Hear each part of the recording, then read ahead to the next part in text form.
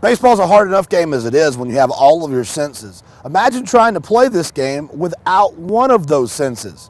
Today, Clubhouse Gas field reporter Davina Sutton's got a story for you from the Hawaiian Islands about a young man, his challenges, and the challenges of his parents in dealing with his disability and trying to play the game they love. It's a great story, so stay tuned to Clubhouse Gas.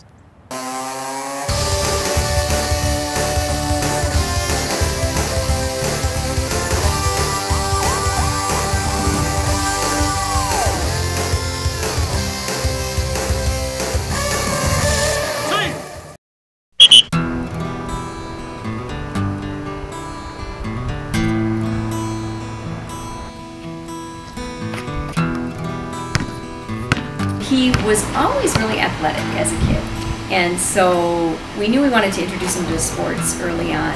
Justin Pono Tokioka was diagnosed as deaf when he was 1 year old, but doctors say he was likely born hearing impaired. When did you start playing baseball?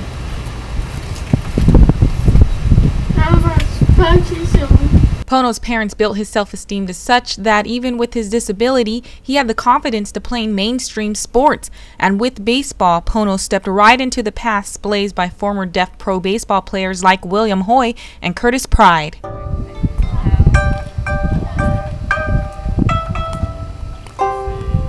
Well, Lihui Baseball had never won the Island Championship, but this particular team, the Mustang 10 and 11 years, 9 and 10 year olds, won the Island Championship. And when we got to the tournament, the president at that time and the head coach of the all-star team went to the organization and told them of Pono's situation. Pono had always been allowed by his local baseball league in Lihui to have an interpreter in the dugout.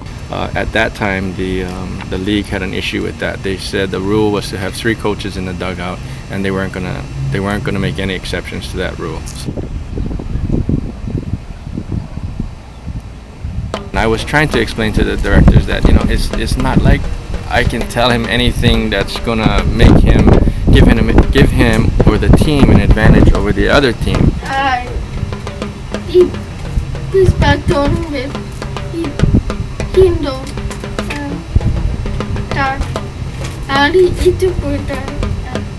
So I can understand.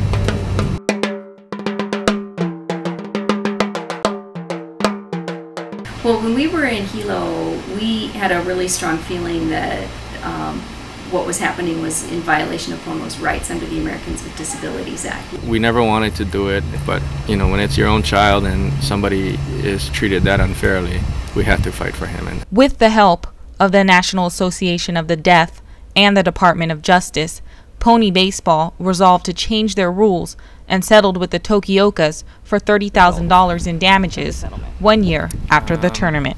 Well, they made the rule change that any kid with a disability, any child, any player with a disability would have the right to have an interpreter. The sign-up forms that came out for teams this past year actually had the language for children with disabilities to ask for accommodations.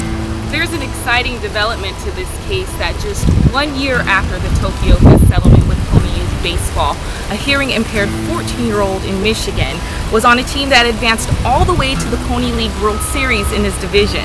And the Tokiokas are thrilled to see that their determination to fight for equal rights for children with disabilities right here in Hawaii are now benefiting other children throughout the country. But we just got phone calls and emails and contact from people all over the state. A gentleman who lived on Oahu who was acquainted with Cal Ripken, and Cal Ripken sent him a great letter which just basically said, hey, you know, you do what you want to do and don't let anything stand in your way. Pono has since put down his bat and glove for now and is picking out which driver he wants to use to tee off today.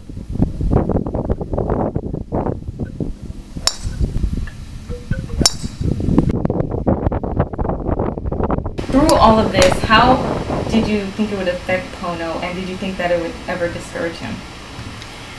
Well, we didn't always want to have this memory come up for him. That was one of the hard parts, is that over the year or so that it took to resolve it, he had to keep talking about it. Pono's parents know they have a special boy and hope that the lesson that he has learned from everything they went through is how to stand up for his rights.